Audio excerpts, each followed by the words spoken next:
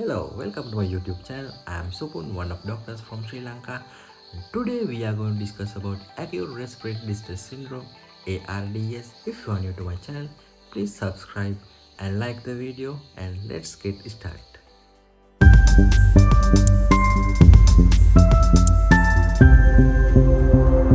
When we talk about the definition of ARDS, there are three main parts to be addressed.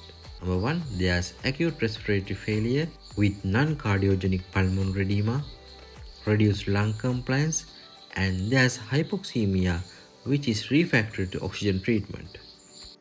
In the etiology, we can divide the etiology into two parts, pulmonary and extrapulmonary. The extrapulmonary sources include sepsis, trauma, massive transfusion, drowning, drug overdose, fat embolism, and pancreatitis. The histopathological changes are divided into a number of discrete phases, including inflammatory or exudative phase. After 5 to 10 days, it develops into proliferative phase and finally into progressive interstitial fibrosis. In the inflammatory phase, there are activated neutrophils and macrophages. They release number of chemical mediators such as oxygen-free radicals, proteases, prostaglandins, tumor necrosis factors, and collagenases. Also, the activation of complement and coagulation cascades can be seen here. So all these processes lead to endothelial injury and lead to increased capillary permeability and formation of pulmonary edema. In proliferative phase, there's an increased proliferation of type 2 pneumocytes and increase in local fibroblast population. In the management part, our target is to management of initial predisposing factor and provide supportive measurements. The supportive measurement, we should provide adequate nutritional support and mechanical ventilation to improve oxygenation and elimination of carbon dioxide.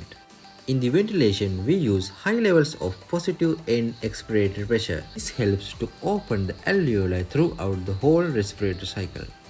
We use small tidal volumes and inverse ratio ventilation. Normally, the inspiration to expiration ratio is 1 to 2. We increase the length of inspiratory phase. Here it improves the oxygenation of small obstructed airways. The next step is prone ventilation and strict control of fluid dissertation to prevent worsening pulmonary edema. Inhale nitric oxide. It can be used to induce pulmonary vasodilation and reduce pulmonary hypertension and improve VQ in the well-ventilated areas. The outcome is generally poor, with 50 to 60% mortality. ARDS with sepsis has the poorest outcome, with mortality up to 90%. Thank you for watching this video. Please subscribe the channel and like the video. We will meet you in our next video. Until then, happy learning.